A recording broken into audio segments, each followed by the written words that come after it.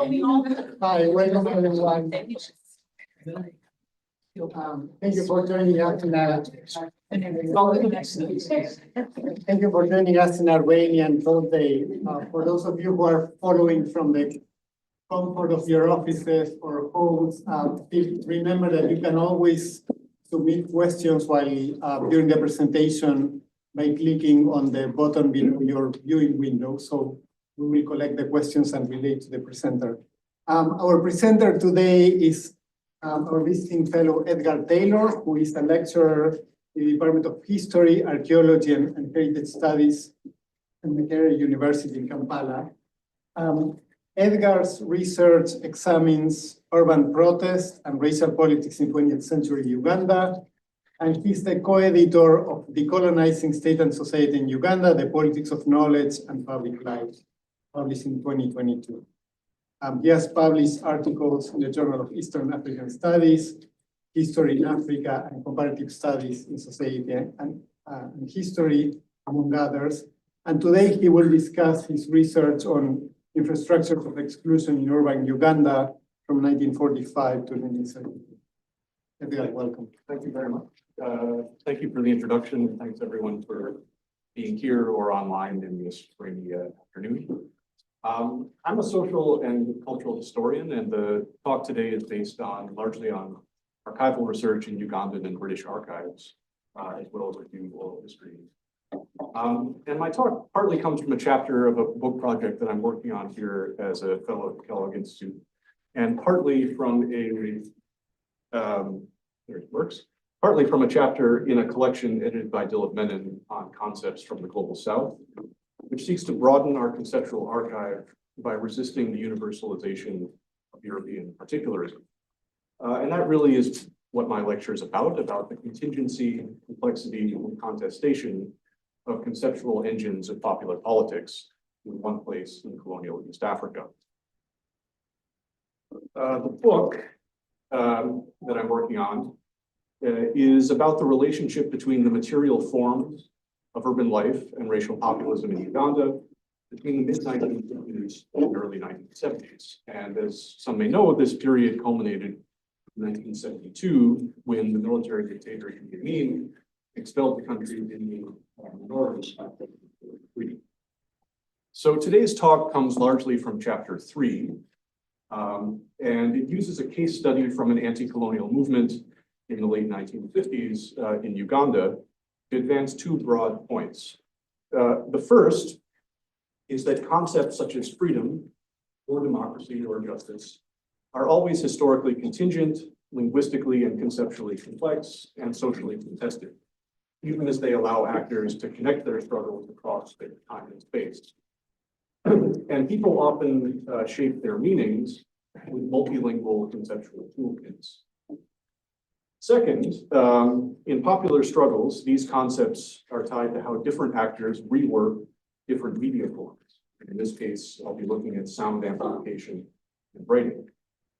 Toward the end of the talk, I'll show how anonymous or pseudonymous writing allowed people to claim positions of authority that were otherwise inaccessible to them in daily social life.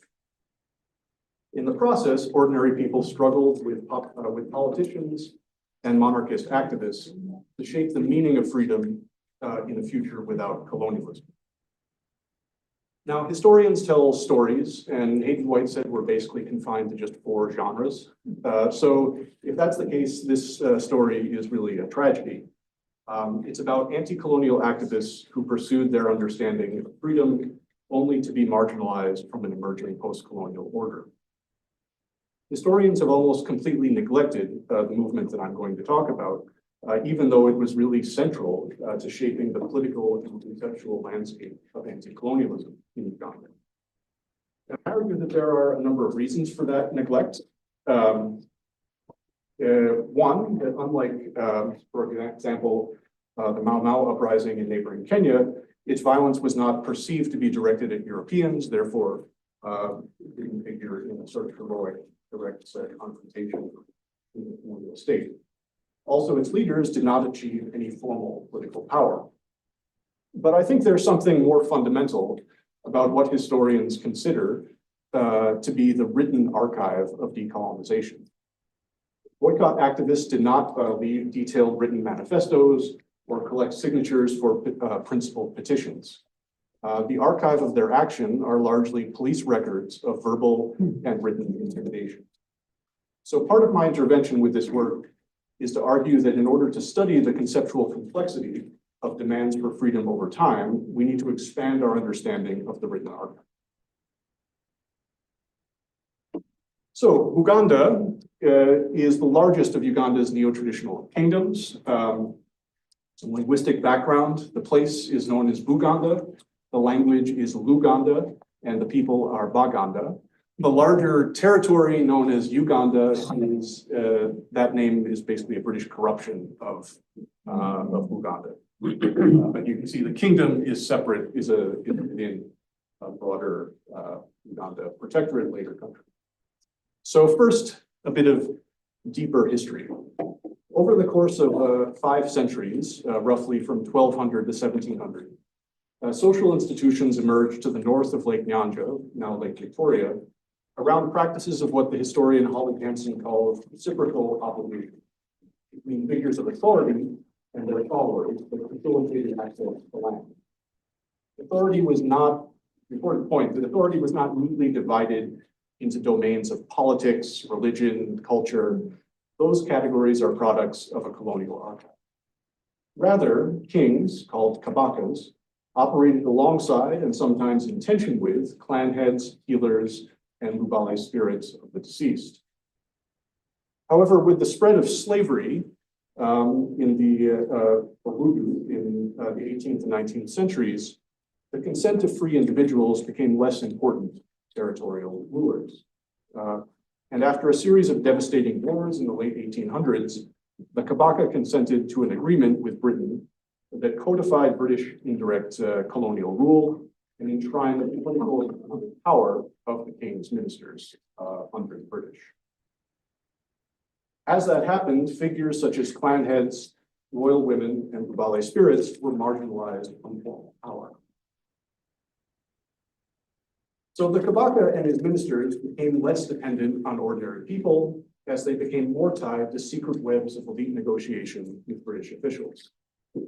However, ordinary people recalled pasts defined by more equitable social relations.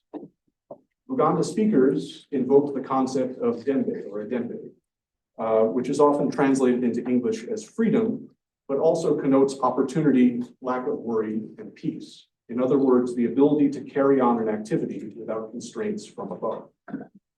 Its cognate concept is emerembe, which connotes peace and royal reign. These concepts were neither fixed nor stable, but were a terrain of conceptual struggle over sources of authority between kings, healers, spirits, clans, and ordinary people. For example, in the 1920s, clan heads protested that the agreement between the British and the Kabaka's ministers had disrupted their harmonious relations with the king. They represented themselves as slaves and demanded freedom from bondage. One complainant claimed that clan heads had, quote, become just like slaves and outcasts. In the 1940s, people again invoked the clan heads to denounce kingdom ministers for, quote, selling Uganda to slavery and demanded freedom from slavery. So few of these activists actually had any ancestral claim to being the head of a clan, but it provided rhetorical ammunition for demanding the freedom to elect chiefs and to control wealth on cash crop production.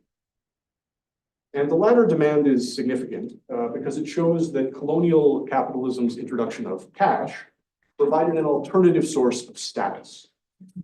Money from commerce did not rely on the webs of mutual accountability that shaped access to land before the 1900s. So even as Baganda sought access to trade, they also derided wealthy Indian merchants and kingdom ministers as immoral. They thought their wealth was immoral because it wasn't tied to relationships with ordinary people. So freedom, read through the conceptual histories of Adembe and Emerembe, was about far more than personal liberty. Its social and relational connotations were part of long struggles over the legitimacy of wealth and authority. The political scientist Mahmoud Mamdani has argued that colonial indirect rule produced decentralized despotic institutions in Africa. However, as his critics have shown, and I argue here, it did not create consensus over the terms of authority. Throughout the 1940s and 1950s especially, but continuing well after, Africans across the continent vigorously debated the meaning of legitimate authority in struggles over economic and political freedom.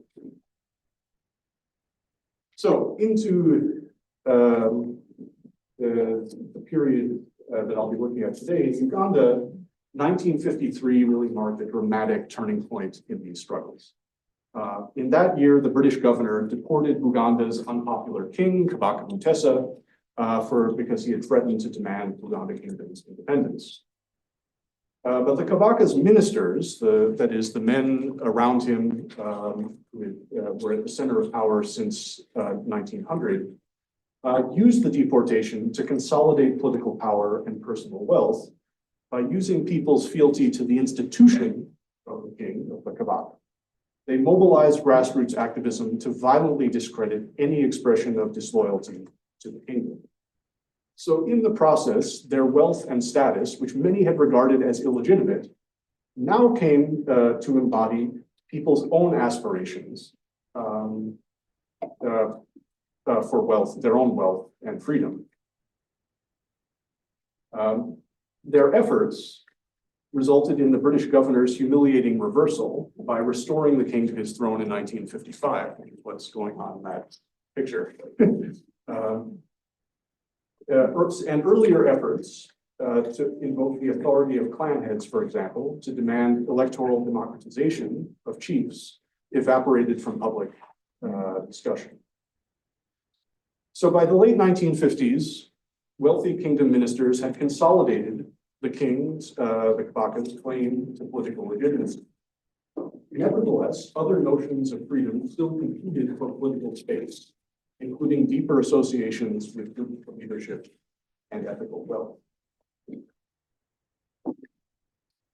Now, the most familiar alternative vision of freedom to us probably came from nationalist politicians, such as Benedicto Chiwanuka and Milton Obote in Uganda, who wanted to take control of a single unified state. Obote wrote, quote, "The sovereign people of this land have been appointed by destiny to manipulate the decisive wheels and turning points in the history of freedom." Now, it's important to note he was referring mostly to their role as voters. For nationalists, freedom was to be found in the narrow exercise of voting by popular franchise, electing African leaders. However, elite nationalist politicians were deeply divided, particularly over the role that Uganda's small commercial Indian minority should play in political life. For example, when the UNC politician Ignatius Musazi invited an Indian activist to speak at a rally in early 1959, his UCP rival Paulo Mwanga hurled insults, showed up with a loudspeaker on the back of a truck and hurled insults at him through the loudspeaker while their supporters lobbed eggs and stones at one another before dispersing. So, British officials were startled when both Musazi and Mwanga turned up together just a week later with a diverse assortment of politicians and activists at a mammoth rally by Kampala's iconic Tree of Freedom. That was the name. We'll see a picture of that tree later. The group called itself the Uganda National Movement, or UNM. And politicians like these men in suits, Musazi, Godfrey Benesa, and Makerere, presented the UNM basically as a new political party that would achieve freedom through a negotiated transition to Uganda's independence, along with new government policies in education, health, and other fields. Now, it's important to note that all of these men had been involved in similar parties before and had very little support. So not much was changing. What did change, however, was that these politicians were soon found themselves marginalized by the men and women with whom they shared their new stage in the UNM. These were grassroots activists who were loyal to the Kabaka and Buganda Kingdom. The UNM was really the creation of Augustine Kamya, seen here on the left. He was a tradesman who had led a small pressure group in a Kampala suburb to secure Buganda Kingdom's place in the future post-colonial order. Others who swiftly took control of the UNM included Christine Nkata, a veteran of the campaign to return the king from exile, and Alamanzani Kasirye, better known by his nom de guerre, Haji Busungu. Busungu means fury. He was known as a very serious man. Busungu was a mechanic turned activist, was among a group known as the Kabaka's men. These were men with no formal titles, who were nevertheless very close to the king. And they promoted the idea that peace and freedom, Emirembe and Edembe, were inseparable from the Kabaka's personal happiness and political authority. However, and this is the point that I'll be getting into here, it's not always clear who is controlling that messaging. Is it the king? Is it his ministers who are trying to enrich themselves? Is it these the Kabaka's men? Or is it people on the ground, ordinary people, who are transforming that message in day-to-day activism? Elite politicians were very dismissive of Kamya and Busungu and disparaged them as reckless and, quote, simple-minded. They also envied their boldness. So Bin Aissa, for example, one of the elite politicians in the UNM, marveled that Kamya was, quote, very articulate in Luganda and could convince thousands of people while the educated ones had to play it cool. So the fledgling politicians hoped that they could ride monarchist populism into power and then crush it. There's a famous secret letter that Eridadi Mulira wrote, basically saying that was his goal. That these guys are good at politics, they'll take over power and then we'll get rid of them. That, in the short term at least, failed pretty magnificently, as it often does.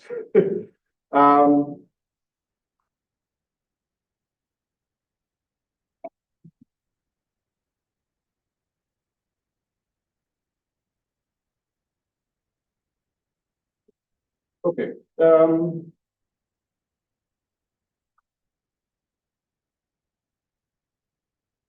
Sorry. No, I'm on the right slide. Okay. At the heart of this schism between these elite politicians and their monarchist allies were competing notions of freedom during a period of drastic political, economic, and demographic disruption. Within Uganda, many people saw politicians' promise of electoral democracy within a united Uganda, especially if it included Indian traders, as a betrayal of their aspirations for Edembe and Emirembe, for peace, opportunity, and freedom, which allowed for the ethical accumulation of wealth under good leadership. So there was a rejection of an explicit rejection of electoral democracy as immoral. Kamya, Nkata, and Busungu provided a compelling call to action by weaving together 4 goals under the slogan freedom, which, as far as I can tell, was often the only word spoken at many of the UNM's rallies. It was the only word in English spoken at many of the UNM's rallies. 1, they demanded an end to British colonialism, something that everyone agreed on. 2, they demanded the elevation of traditional monarchies, officially not just Buganda, but all monarchies, but effectively Buganda was the most powerful of Uganda's neo-traditional kingdoms. 3rd, they wanted the empowerment of Africans to accumulate individual wealth in urban commerce. And this is different from the composition of social wealth through reciprocal obligation. They wanted a way to accumulate wealth ethically, individually, through trade. And 4th, they framed this as a racialized struggle for control of African control of urban space. They often talked about the UNM, African people have now conquered Masaka. You can walk down the road and you can find Africans in the street. Now, these goals of the UNM appealed to urban audiences in a period of really dramatic demographic change. Over the previous decade, the population of Kampala had doubled, while small trading centers and suburbs had popped up all over Uganda that had not been there just a few years earlier. And researchers found that 2/3 of Africans in Kampala had been there less than 5 years. Meanwhile, Uganda's Indian population, Indian minority, which dominated urban commerce and filled many mid-level civil service positions, had also doubled its population in the same period. And unlike previous generations, many were settling permanently with their families. Half of the population identified as Indian or Pakistani in the census were under the age of 15. While all this change was happening, registered African traders now outnumbered their Indian counterparts 2 to 1. But they only handled 1/3 the volume of total commerce, thanks partly to colonial favoritism in legislation and partly to the credit networks that Indian traders had access to. So the UNM's goals really resonated with an urban trading class whose status and fortunes depended on tenuous personal economic accumulation in the cash economy, rather than with specific public social ties of patronage to income elites. A British confidant of the Kabaka derisively summarized the UNM's followers as, quote, the newly educated and town-dwelling idlers. So the UNM leaders used public rallies to summon people into action around their vision of freedom. Protectorate officials estimated that rallies such as this one that Kamya led in Kampala in March 1959 were the largest in Uganda's history to that point. Their rallies relied on the concentration of urban audiences and the mobility of those from Kampala's new suburbs, as you can see here by the preponderant or number of bicycles that people used to get there. Rally attendees were also summoned both to attend the rally and while they were there with shouts of freedom through a microphone speaker. So the rallies also relied on microphones and loudspeakers. And there had been a significant advance in microphone technology in the late 1930s and 1940s, which had reached Uganda by the 1950s. So this style of unidyne microphones more clearly projected the voice of a single speaker without noise from the surrounding crowd or others around. It was now available in Uganda on a much wider scale. Loudspeakers and microphones, like newspapers, Luganda language newspapers that supported the UNM, facilitated leaders' desire to dictate to their audiences. Kamya used his speeches at these rallies to anchor the UNM's four-pronged vision of freedom around a boycott of Indian businesses and of foreign consumer goods, such as bottled beer and soda. So in early March, he announced, quote, all trade is put into the hands of Africans. From this hour, no African should enter a non-African shop. As Christine Nkata put it more bluntly, foreigners are like garbage, which has to be swept away from our houses. UNM leaders knew that their boycott plan required popular enforcement. They couldn't just announce it and people would follow. A police report summarized Kamya's remarks at one rally, quote, regarding beer drinkers, he said that should one have a bicycle and get a puncture, he should not be lent a pump. He told food sellers that they should not sell to anyone rebelling against the order of the nation. Such efforts to dictate to listeners and readers actually suggest the limitations of these media. Loudspeakers, for example, did not always sustain a unidirectional form of address. Microphones broke, and loudspeakers often failed to broadcast people's words clearly. Newspaper accounts often have very different quotations of what people said because their reporters were in different parts of the crowd. Moreover, audiences often collectively raised their voices to interrupt. Newspapers reported from one rally when Kamya tried to tell the crowd that which commodities they should boycott, he would quote, he was interrupted by shouts from the crowd demanding that beer should be boycotted. A bell was rung for silence, but the shouts continued until he agreed to announce a boycott of European-typed bottled beer. Now, newspapers were also vulnerable to the tastes of their readers as publishers relied on advertisement revenue. The boycott needed enforcement because foreign commodities did not only represent foreign economic exploitation. Ugandans were also enthusiastic participants in consumer culture. So pro-boycott newspapers frequently advertised soda, beer, and other boycotted products alongside pro-boycott editorials, such as this one over here. You know, they're boycott Coca-Cola. There's the ad for Coca-Cola. And partly, the owners, there was often tension between the editors of newspapers and owners. Owners saw advertisement revenue as essential, and they knew that audiences really bought the papers for the excitement of the article, but also as consumers of an emerging consumer culture. So this is illustrated quite vividly on this slide.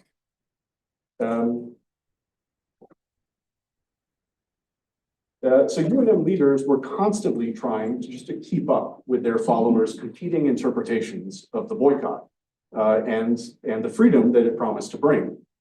For example, Uganda Eogera, which was owned by a UNM activist, admonished vendors who refused to sell to women with plaited hair, asserting movement, meaning the UNM, only declared 3 issues, instructing them that they were doing something wrong. Haji Busungu, the UNM activist, issued written statements that read, quote, "The only valid notices and instructions were those from the movement's head office at Kakwe and signed by the acting chairman." So there was a constant and sort of Sisyphean effort to try to monopolize the authority to command. However, we should note that really the greatest limitation that the UNM faced was that the protectorate government could simply ban public rallies, shut down or intimidate newspapers, and detain leaders. Microphones also enabled British police to record speeches, which were later used to charge speakers with sedition. Just parenthetically, they thought that they didn't even need to make a recording. They just had to have the recording equipment set up. Then they could go to a judge and say, hey, we've got a recording of him saying something seditious. And they thought the judge would be more likely to convict rather than if they just had the notes of someone in the crowd. Yeah, very devious. British authorities just could also use blunt force. They initially banned meetings of more than 250 people, and then relatively quickly by May, prescribed the UNM altogether. So by May 1959, nearly every UNM leader was in prison or deported to the north of the country. Lower level leaders and organizers were placed under house arrest. And when a pro-boycott newspaper owned by a kingdom minister was banned for printing a doctored photograph, fearful editors of other Luganda papers soon softened their pro-boycott editorial stances. So within a few months of the boycott's launch, its leaders were unable to address people directly through loudspeakers or writing. Yet, economic data and police reports showed that the boycott continued strongly well into 1960, and consumer activity remained radically changed even 2 years later. The protectorate government was just losing tax revenue at a dramatic rate. So how does one study a movement from the past whose leaders exerted power only for a short time and left really very little or no written archive? I think by closely reading newspaper accounts, police citations, and intelligence reports, it's possible to see what was at stake for ordinary people. We've seen that nationalist politicians had displaced the colonial states' claim to monopolize visions of freedom and development. And I've also now described how monarchist activists rejected nationalist politicians' limited vision of freedom as a narrow exercise of electoral choice. But we can also now see that monarchist activists' mobilization of freedom was reworked by ordinary people who attempted to usurp their authority over others. Understanding struggles to shape freedom requires analyzing the infrastructures of activist communication, not only at the top among public leaders, but also at the bottom, which is where we turn now. So before his arrest, Augustine Kamya had used his platform to encourage people to monitor their neighbors and shun them if they continued to purchase imported commodities or buy from Indian-owned shops. And such exhortations were necessary in order to force people to break their socioeconomic entanglements with non-Africans. but they also opened a wider field of struggle over the authority to command and to claim freedom. And it soon became clear that the enforcers of the boycott on the ground did not all operate with a shared understanding of what the achievement of freedom entailed. For women, the dynamics of boycott enforcement could be both oppressive and empowering. These are, by the way, articles about intimidation incidents and police, a few police court summaries of people who've been arrested. So women found that the dynamics of boycott enforcement could be both oppressive and empowering, and women's growing participation in the market economy over the past decade meant that, like men, their purchases came under stricter surveillance. For example, in Katwe, one newspaper reported, quote, 2 Buganda women who had bought clothes from an Asian shop were surrounded by a crowd shouting freedom. In another incident, a man approached an elderly woman and told her to pour out the paraffin she had bought from an Indian-owned shop, or he would burn down her house. Newspaper articles also attacked the immorality of women who they alleged engaged in sexual liaisons with Indian men.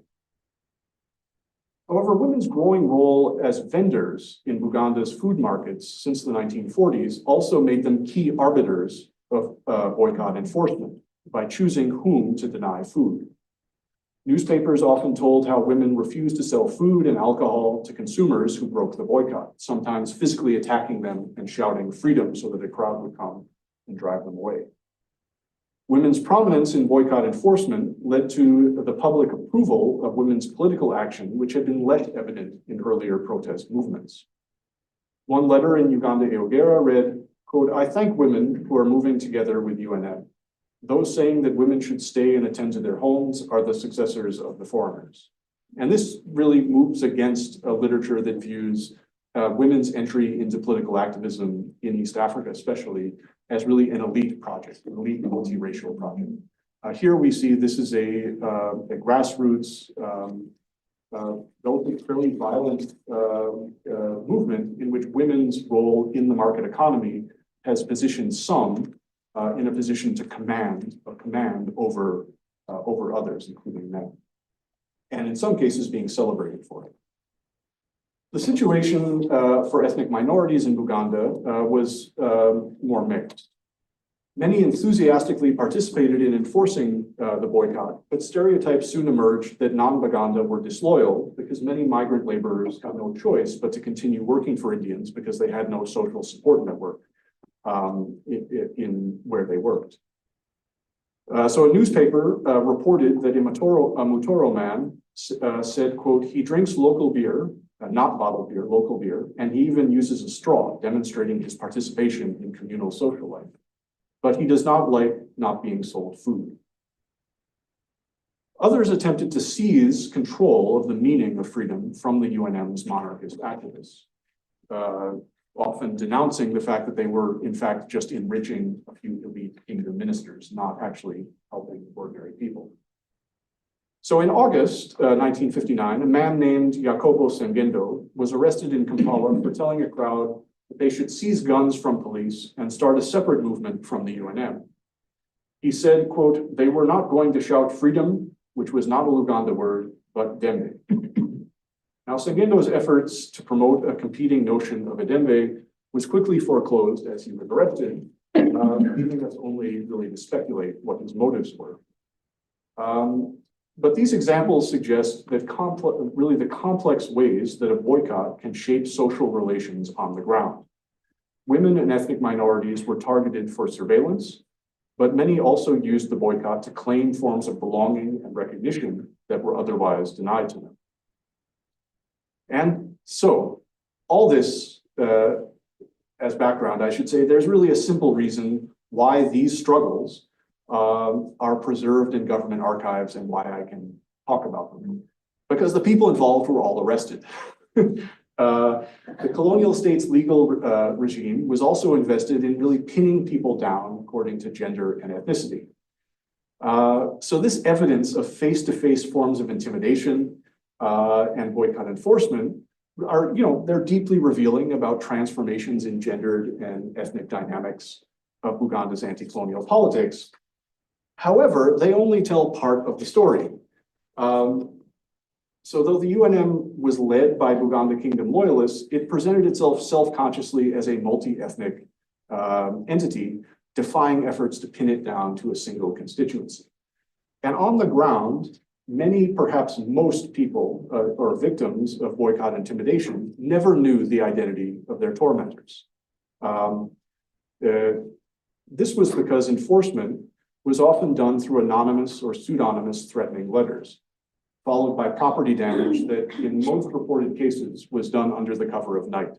So people didn't know who was coming to attack them. They knew that there was a boycott of Indian shops. They would participate or not participate, but pinning down a constituency who was behind this was amorphous, which is complicating for us as historians and social scientists who want to say this is the constituency pursuing this agenda.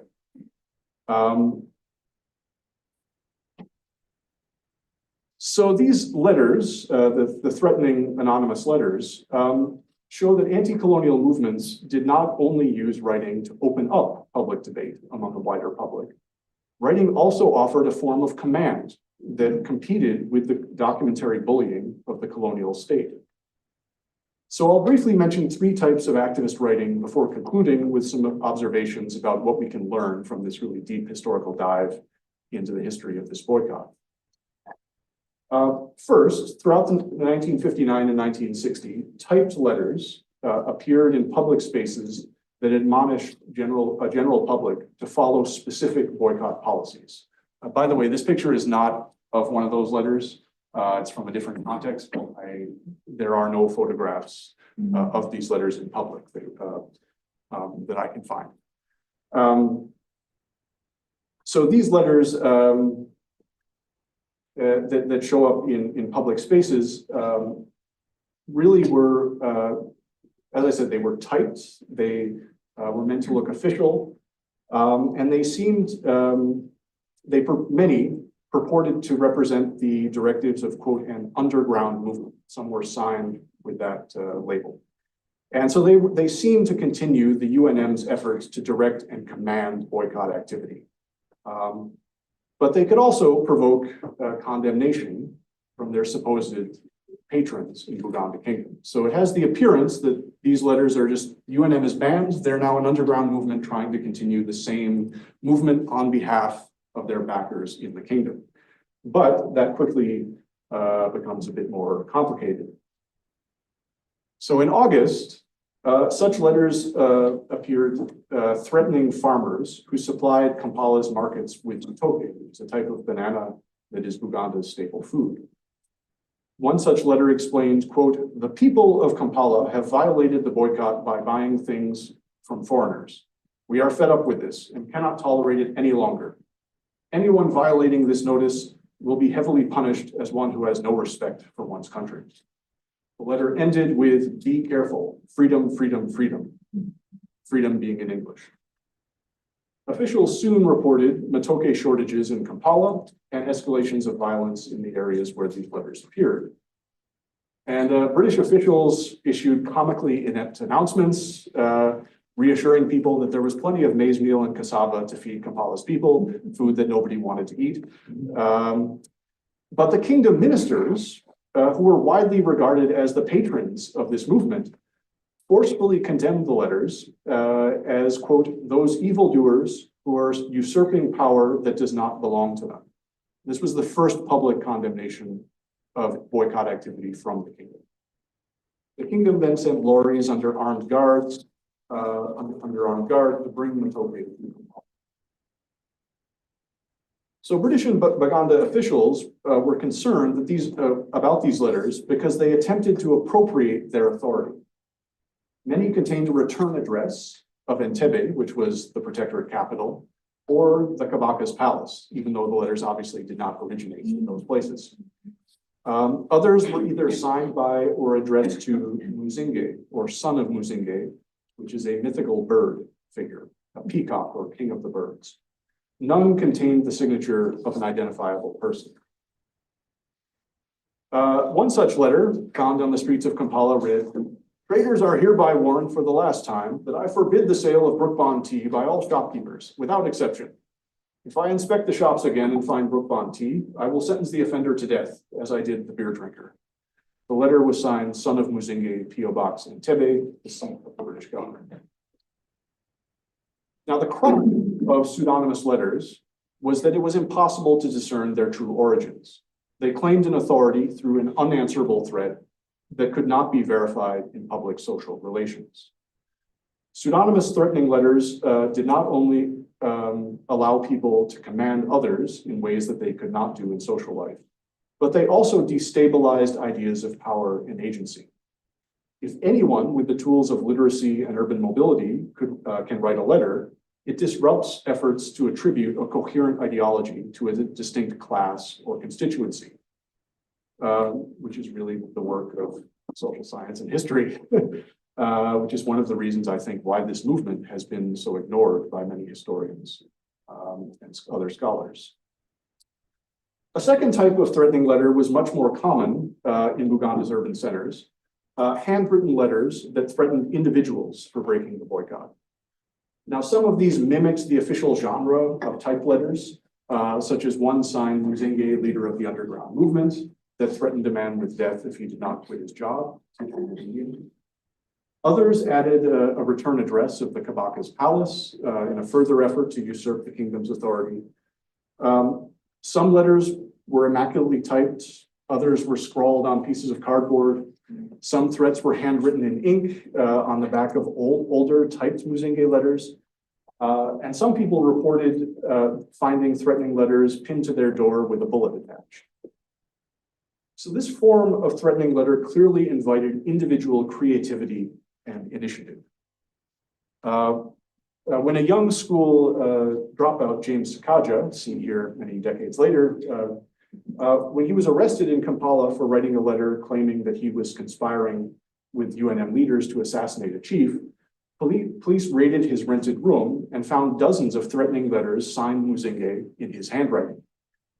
In reality, Sakaja had little connection to the UNM's leaders and had no recognized social standing. He was really a broke school dropout in Kampala. But his pseudonymous letter exerted a power that he could not achieve in social life, and it actually elevated him to further status later in his life in Uganda. Finally, some forms of writing, and also add photography, were solely performative and left no trace on a page or a negative. Passengers on boycotted buses reported being terrified as they alighted to find men waiting outside with notepads, appearing to write down the names of passengers.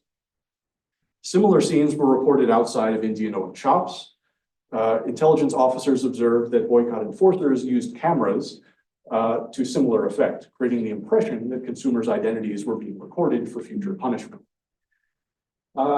However, I think it's important that no one was ever arrested in possession of a written list from such a circumstance. There were lists of people they wanted to target, but they were never from someone who had been waiting outside a shop or a bus. So in urban centers, in crowded urban centers, boycott supporters would not necessarily know the name of someone that they saw on the street. And the performance of photography was even less plausible. The only shops that sold photographic equipment or could develop film were owned by Indians. Yet such performances of writing and photography, though they produced no material written or visual archive, had dramatic hopes that they could hang on to power for another 25 years. But by the end of 1959, they acknowledged that they could no longer effectively govern and prepared a transition to self-rule that ended with independence in October 1962. Now, as consequential as the boycott was, its architects and its enforcers continued to be marginalized from state power and popular memory. After their release from prison and exile, UNM leaders split acrimoniously in 1961 when the king's ministers promoted a monarchist political party that only needed their votes, not their continuous political action. That party ultimately formed an alliance with the vehemently anti-boycott politician Milton Obote to lead Uganda to independence. Boycott activists' contested vision of freedom that had manipulated older conceptual struggles over Adembe and Amarimbe, was cast aside by an emergent alliance of elite nationalist and monarchist politicians. After independence, Augustine Kamya continued to advocate for the monarchist racial populism that had made the UNM so powerful. But he became one of the first victims of Uganda's most infamous proponent of racial economic nationalism, the dictator Idi Amin. Following Kamya's murder in 1972, Amin expelled the country's Indian population and allocated their property mostly to his supporters from northern Uganda, far from Uganda. So what can we learn from this neglected movement in Uganda's anti-colonial history? Many scholars of Uganda have found little reason to study it in depth, as it did not seize state power and was overshadowed by later post-colonial racialized expropriation and violence. But I want to return to where I began the talk by emphasizing the contingency, complexity, and contested nature of all conceptions of freedom. Boycott activists rejected demands for local democracy that animated protests in the 1940s, and they also condemned elite nationalist politicians' equation of freedom with elections. They regarded those forms of political organization as incompatible with the freedom that they wanted, which would provide peace and opportunity for the ethical accumulation of wealth under good leadership. This conceptual field of freedom was part of centuries of negotiation over legitimate wealth and authority. Politicians, kingdom ministers, and the Kabaka's men in the UNM manipulated these aspirations to Adembe and Amarimbe in order to disrupt British power and the monopoly of small Indian traders. The ordinary people who gave the boycott form remain mostly anonymous, but their agency and desires are what give form to movements for justice. Historians such as Emma Hunter have argued that the fall of colonial rule in Africa did not herald the ascendance of unified Western concepts of freedom and citizenship. Rather, she urges scholars to examine the interplay of vernacular and global languages of freedom. I followed that approach in this presentation, in this work, and moreover, by analyzing the communication infrastructures with which Ugandans pursued struggles for freedom and authority, I've emphasized the way that they disrupted colonial efforts to pin down ethnic political identities. What I hope this story has shown is that history is not simply a context or background, but is productive of the changing concepts that scholars and other historical actors generate to understand and act in the world. Deep social and intellectual histories help to recover how people imagine freedom and justice, even as the same people may contribute to the closing of political space. Such histories can help recover terrains of conceptual struggle in times of uncertainty. And that's really where I'd like to end, and I welcome questions. Thank you.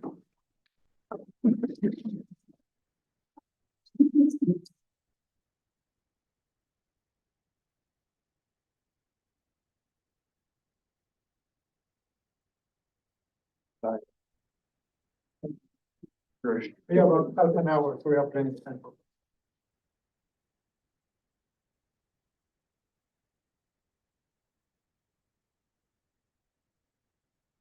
Please.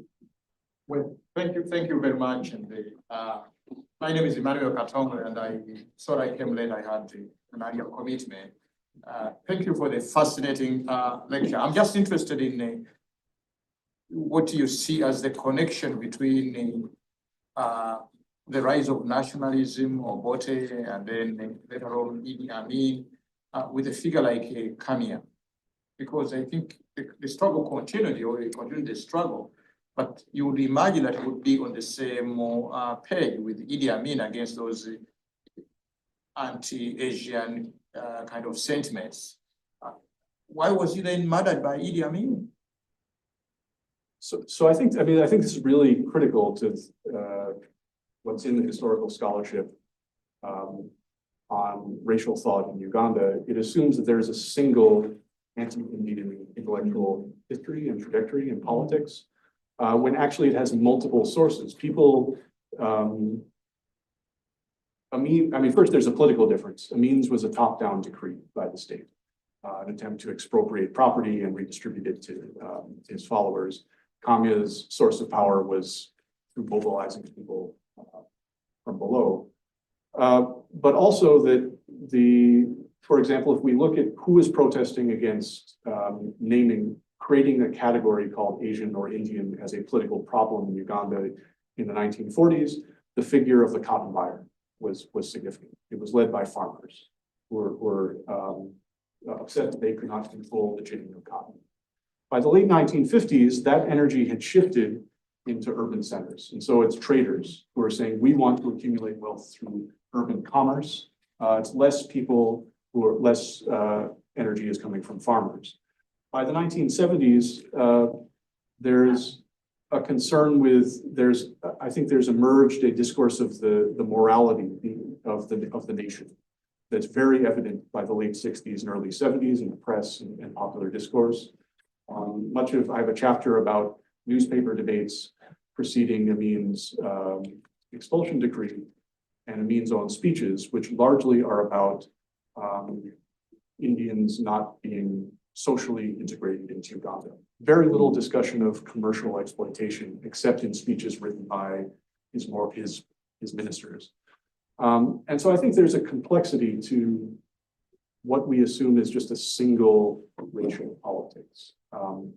There are moments, reason Kamya, in fact, as James Sakaja told me, he said, some of my friends were Indians. We were not, like, that wasn't our ideology, was to hate people. Our ideology was to achieve freedom as we saw it. And I think that idea by emphasizing the conceptual language of activists, rather than the particular, whether they're opening or closing space, we can sort of see what motivates people to adopt a racial politics in a particular moment in time. So I think there's a big difference actually between communist politics and Amin's, both conceptually and in the way that they organize. It's why I think Amin presumably saw Kamya as a threat, because he was out in public saying, we want traders in Buganda who have been at the heart of our economy to be empowered by the Ugandan state.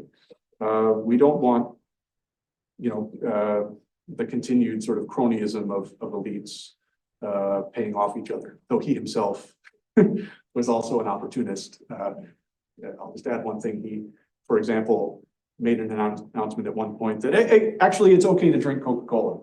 And then a few months later, he was given a Coca-Cola distributorship by the company. But I think there's, in that sort of entrepreneurial work, what makes an attack on, in this case, on Indian shopkeepers, immoral producers of wealth, resonate in different contexts is very different historically. The way I've argued it is that the UNM is manipulating a long language of contestation over what freedom means, and that Amin did the same thing. He sort of adopted, said, I represent traders' aspirations, even though he was not doing that.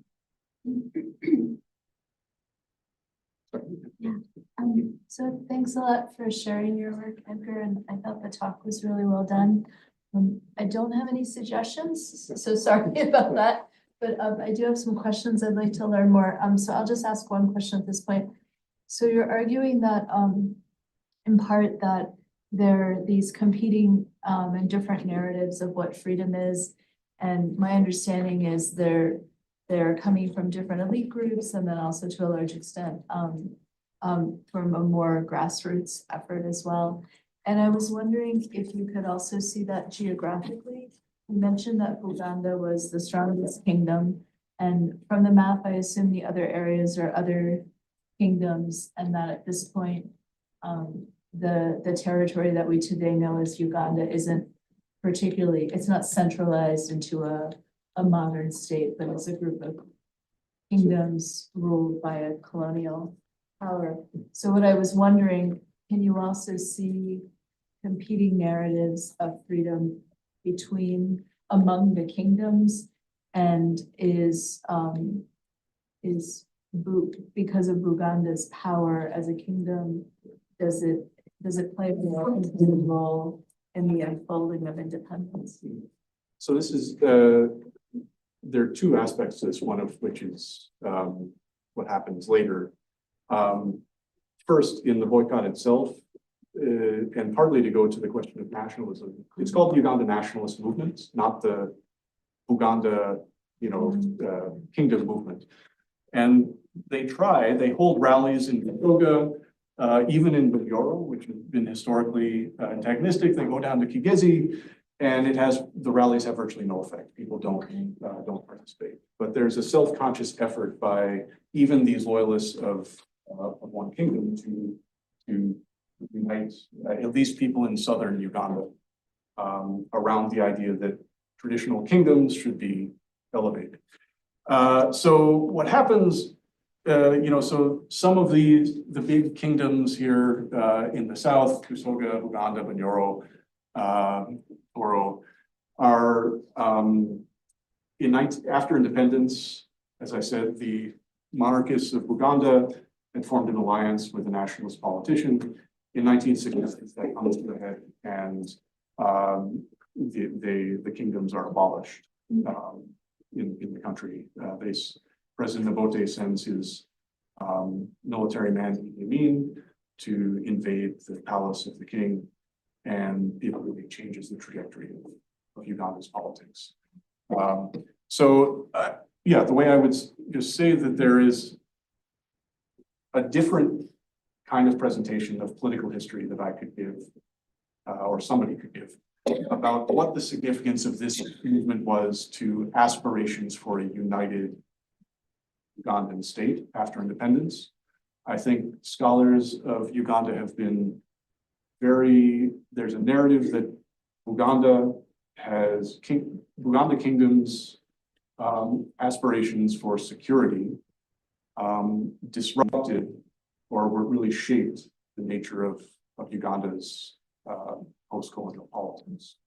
And I think there's something probably very interesting in what Augustine Kamya is doing about trying to put Uganda at the center of a national political projects, including all the kingdoms, and why that fails. That's not really what I feel qualified to do, but that's the afterlife.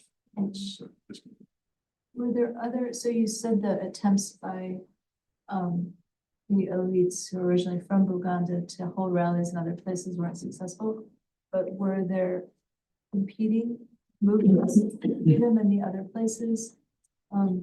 Yes. So, Okay. For example, and often these looked very different in the southern kingdoms and in societies in the east and north, which did not historically have kings, were more, in some ways, more egalitarian. And this became a source of real tension politically about whether the form of government would be federal, whether it would be, a single united state. And so on. So that I think the biggest divisions of what a political organization would look like comes from people like Kamya, who say we want every kingdom of a single traditional leader at the top, and then all within a united state. That was not what people, for example, in Bukedi, Isu, and Acholi wanted. They felt that they were in fact in danger of the overwhelming sort of political chauvinism of kingdoms like that. Yes. Thanks, Edgar. This is actually not a question, but a comment. Sure. And I think that this kind of studies history helps us to compare it with reality right now. No, so you were talking about while I was listening to your lecture about this boycott movements and its consequence. It's something that is happening right now in Mexico. Like came to mind that probably or you heard that today the Trump administration put the 25% of tariffs to Mexican and Canadian products. So right now Mexico is starting a boycott movement, and people is urging not to buy American products and not to travel to the US. Well, this is like a protest against tariffs. You know that Mexico and the US, we are big commercial partners. So President Sheinbaum, our president, just informed that she will announce on Sunday in a mass gathering the measurements that she will take and her government will take against these tariffs. And well, we don't know if she's gonna support this boycott movement or not. And it's probable that the ruling party will use this movement for its own benefit, no? Also as a nationalism message, no? We don't know yet, but it's probable. So although it's completely different, we're in a different state right now, in a different reality. I think that the pictures that you showed about not buying Coca-Cola, it's right now happening in Mexico. So I'm with the US but it's important to study these boycott movements because I think that it's relevant, the importance of the consequences, and sometimes probably it can shape social movement. I don't know, it's gonna have some consequence in our the commercial agreement that we have with the US. I don't know what's gonna happen. It's still it was today that the tribes are today, but the boycott movement is there. So thank you for this, and it's important because you told us that there's no many studies about this boycott movement, and it has had really important consequences. So I think that it's important to study these kind of movements. Thank you so much. And I just say what I think is important as a historian to think about in the current moment is that there's a big, sort of state politics of we're going to impose a tariff. You're going to impose a tariff. Okay, we want people to not drink, buy Canadian, buy Mexican, whatever. But that's changing as people participate in that when they have a choice. And as they sort of urge people to follow the boycott, it's doing things to social relations, power relations on the ground. I can't speculate on what those will be, but in this case, there's a change in the way women participate in politics, very dramatically. There's a way that ethnic minorities are made visible and targeted in a way that's different from previous movements during this boycott, because the mode of boycott requires a certain kind of social public participation. And so I think it's a bit different maybe today in that it's largely going to be governments, imposing tariffs or banning products. But I think the other thing that I sort of think about is what is the ways, the media that people use to mobilize one another. We often tend to think of these top down. What is Elon Musk doing to the, what's the word, logarithm, or, but I think there's something about how ordinary people view their own capacity to control and command others is going to change. And, I think we need to study what's going on to our own society while that's happening. Yes. Thanks for the presentation. There are many interesting points in the presentation. I'm curious about two in particular, and I would like to know if you could elaborate a little bit more on them. One is this idea, you mentioned at certain points the idea of an ethical accumulation of wealth or a moral accumulation of wealth. And that seems to align in complex ways with the question of independence. So I was wondering if you could elaborate more on what that meant and what the underlying issue was. So that's one part. The other thing that I found really interesting, and you referred to it at different points, was the fluidity of the political actors. Right? It's really, throughout the presentation, it was really hard to pinpoint who the political actors were.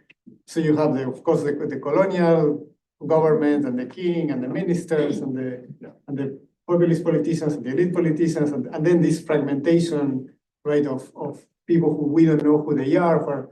And so I think that richness is super interesting.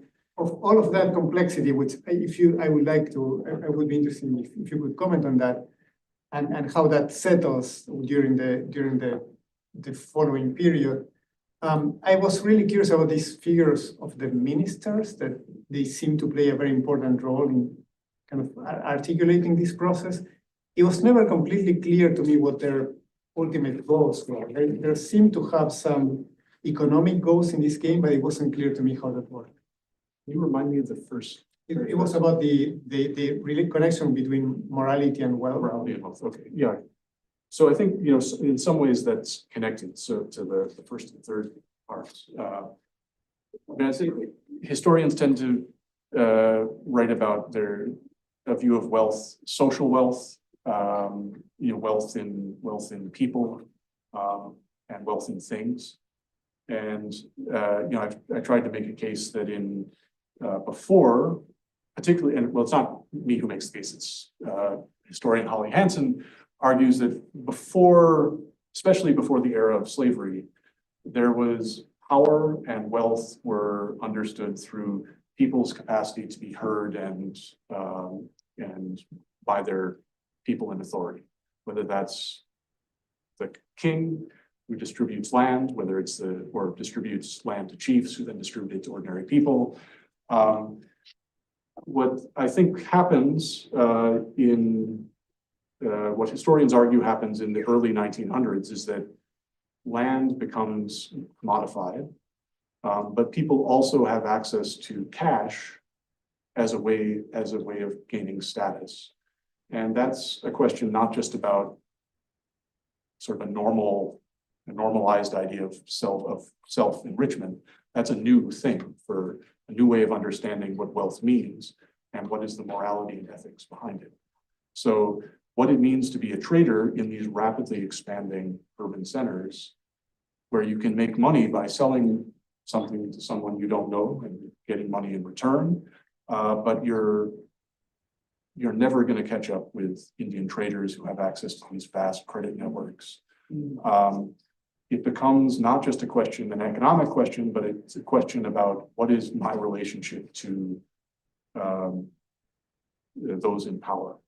And so the ministers in the mid-1950s, before the mid-1950s, had been viewed as really corrupt and immoral because they were accumulating lots of wealth that didn't require sitting and listening to ordinary people, mobilizing them into collective projects that people felt that they had ownership over. Instead, many of these ministers, I should say, were heavily in debt to Indian traders or Indian wholesalers. They had their own businesses, and their wealth largely came, or was perceived at least, to come from domains that didn't really require ordinary people had no control over. In the mid-50s, they make a really big effort to convince people that when we're facing down the British who deported our king, we need to be united around the person of the king, of the Kabaka. And there's something that happens there where people begin to see their own aspirations for good leadership, for a good society, for wealth, embodied in their elites. That, they are preserving the institution of the kingdom. Their wealth, we need to preserve them in order to create the conditions for it.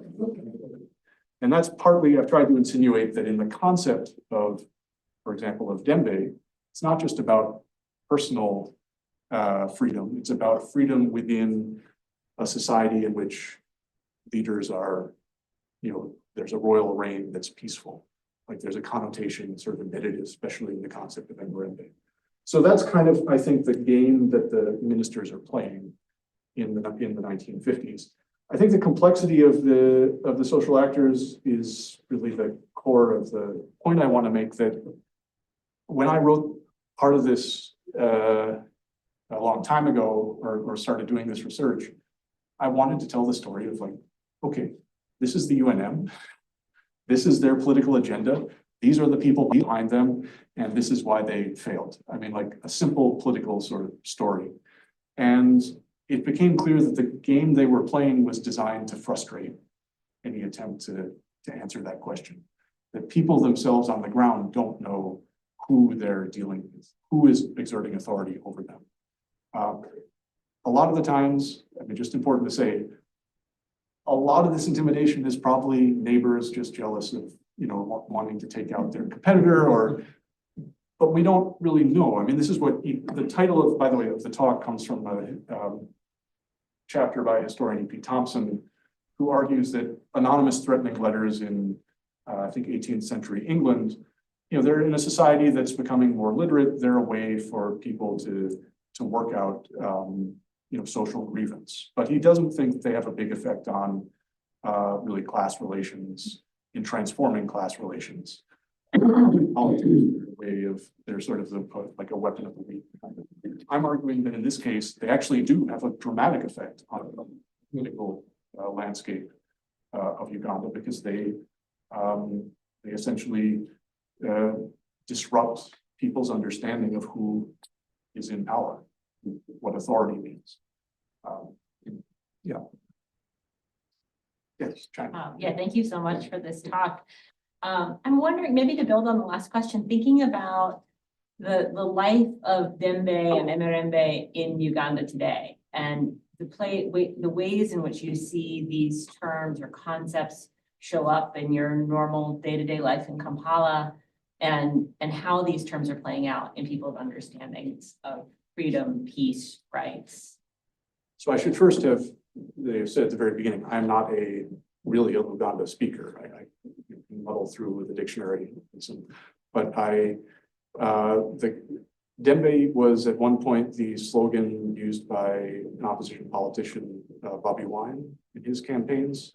I think he had a song called Dembe, and I think it's, I wouldn't say I know enough to say what the conceptual struggles are in contemporary politics today. They are. But I think what I wanted to emphasize is that these are not fixed concepts. It's not that there is a single, Ugandan way of understanding freedom, or a single, Western concept of freedom. These concepts have emerged from particular histories of struggle over what it means to be, to participate in a society, to relate with people in power, to be a human being. And that what I think is interesting is when people use the word, for example, Dembe, or freedom. Now, freedom in English connects with self-consciously connects with a global language of emancipation from slavery, colonialism. UNM leaders were making a very direct connection, saying, we want freedom just like Mau Mau and Kenya wanted freedom. Christine Nkata told me that not sure if she was telling the truth, but she told me that she traveled to Kenya to train with Mau Mau resistance fighters. But in that story, she was making a direct connection between the freedom that UNM was fighting for and what other anti-colonial movements were fighting for. I think that even in English, though, people are operating in multilingual, complex contexts. And so I can't really answer your question except to say that what I look for is, well, when are people using concepts in English? When are people using concepts in Luganda? The only thing I would say is that I think that the discussion of freedom and by many in Uganda today when I see sort of just general reporting from the West about, it's often assumes that, well, it's about narrow electoral politics. Bobby Wine represents someone we want to be president, which I don't think captures what kind of movement he's built, or what people view as,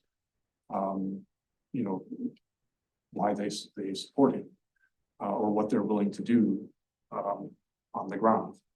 I think there's, the concept of a Dembe, according to many scholars, is relational.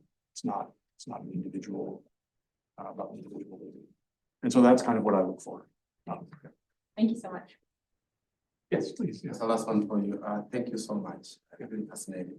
I'm originally from Kenya, and when listening to you, it was very interesting to look at the comparative case of what was happening in Uganda, and much later in Kenya, in what commonly is referred to as Kenya, which is interestingly a social movement that was being done underground by the government to undermine multi-party democracy.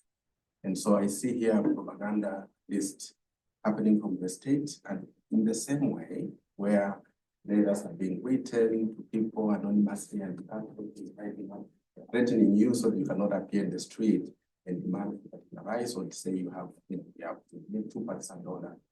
So I think my question would be, given what you've seen happening around that time in Uganda, how do people self-organize, thinking about using some of these tools as ways that individuals can use, perhaps even the current generations, to bring about particular changes? How do you find that when it's coming from the states? Because honestly, states are also using that kind of approaches even today to still, attack, their opponents without really kidnapping them, but fighting on these things. I think there, it's a really great question. I think there's a difference between colonial states that often had a very poor understanding of the language that people were using to release them, and post-colonial states, or the actors within post-colonial states that are more active in trying to manipulate people's desires and aspirations. So, in Kenya, I mean, there's, it's like, I mean, in both cases, there's just like real incompetence and by colonial states, like they don't understand what people are demanding. So, what happens when, the Dedan Kimathi goes to the forest? First thing the British do is they arrest the guy who really probably dislikes him the most, Jomo Kenyatta, who's kind of, he has a more traditional view of elite politics and negotiation. And then they try to sort of brainwash people out of what they think is some psychosis. The British, again here, they think this is all about them. They think that people want freedom. They want to kick us out. And they're not seeing that people are also, why are they upset about demands for economic justice and everything else? I think in post-colonial situations, it's quite different.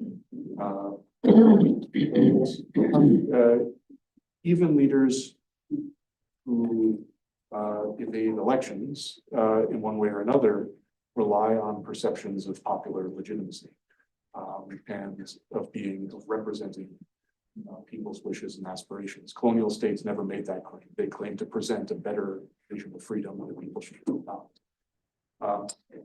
So I think in some ways it's more difficult. The resistance to the colonial state was very straightforward. It seemed straightforward to many actors in the late 1950s. It was alien rule. It was like Christine Kata said, foreigners are like garbage that have to be swept from our house. They don't understand what we want. And I think in a case where political leaders are more agile in manipulating what freedom means in popular discussion, it becomes tricky. And that's kind of what, the layers of actors. Colonial government, I didn't use any quotations, but they're also using the word freedom to talk about what they're providing through, development. The nationalist politicians, the monarchist activists, the kingdom ministers, they're all using this word. And they all mean different things. And they're trying to manipulate what people should hang on to. And I think, again, I would just go back to my comment before that what I think is important to pay attention to. It's just how people adopt and manipulate ideas of shared languages that they may have with those in power. But a shared language doesn't mean stable meaning, doesn't mean a shared political project. So that's really what I think as a scholar, what I look at is, or just linguistics scholars a long time ago showed that, okay, if people share the same language and they maybe share the same community, it's not just that a language doesn't map on to identity, but language doesn't even map on to meaning. People can have very different ideas, divergent ideas of what something means, even if they share the same language. And I think that's when I look at how publics and activists engage with the state, that's kind of the conceptual tension that I look at.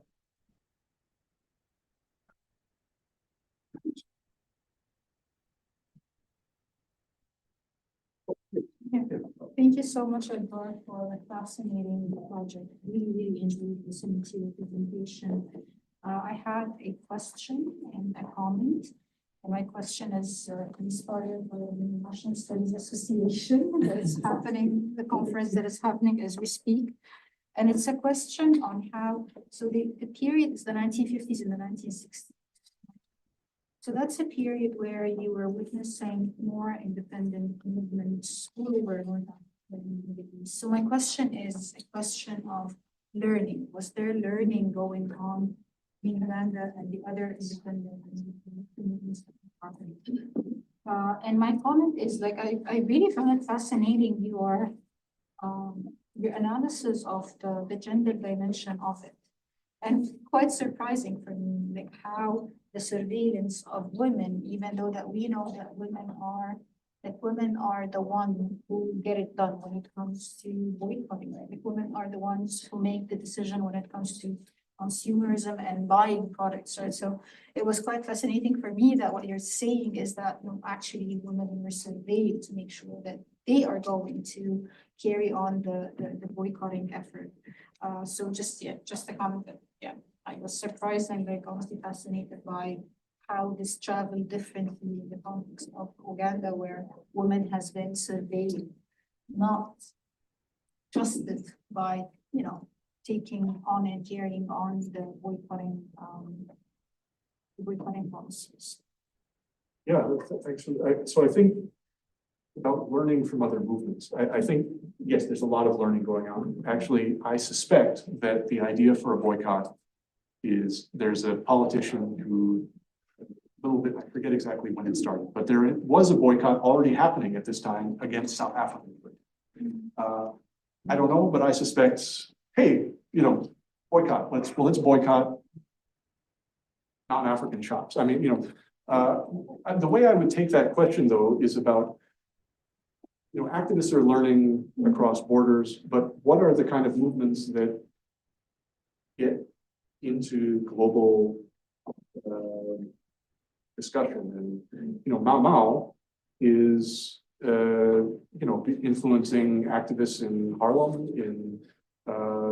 at the same time. It's today. It's like a memory of an anti-colonial struggle. This movement is not. It's outside of Uganda. I don't know if there's any awareness of it at all. Within Uganda, it's kind of I do occasionally, very occasionally, see a reference to it, usually by a politician demanding for what they see as economic justice, like saying, "See, look, in the past we had a movement to." But I think what's interesting is why do some movements enter into the pantheon of comparative, or what people draw from to inspire their movements and what don't. I think there are obvious reasons why this movement doesn't get taken up, doesn't take power.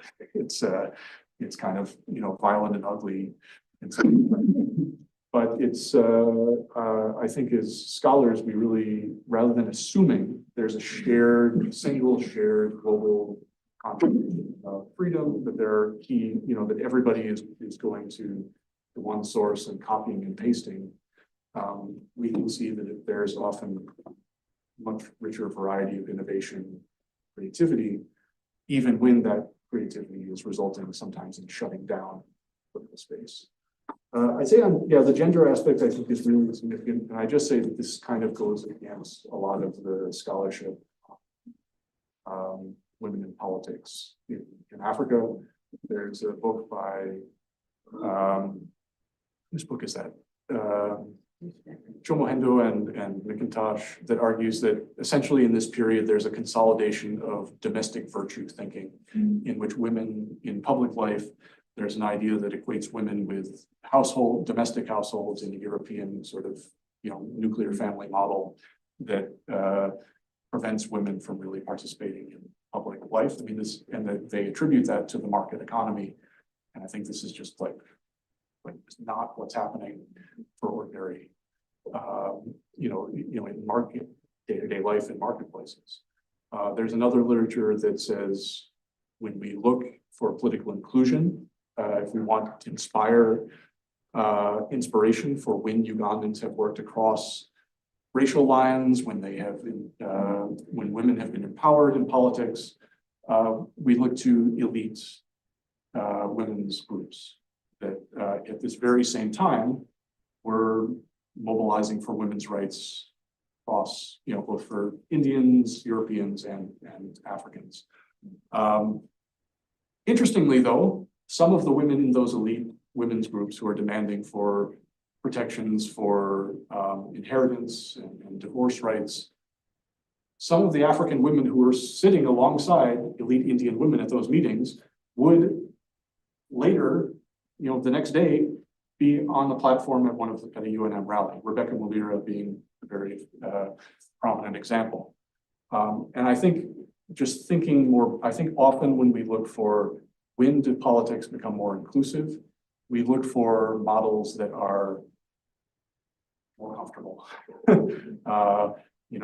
We look to the multiracial elite women who are achieving rights for divorce and things that seem more palatable.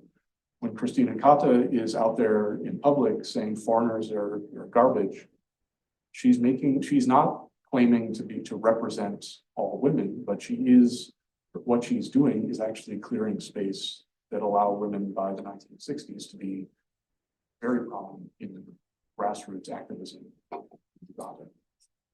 So yeah, I think that's like really, and it just goes to, I think, to the broader point that boycotts are not simply about what the general political aim is representing one constituency.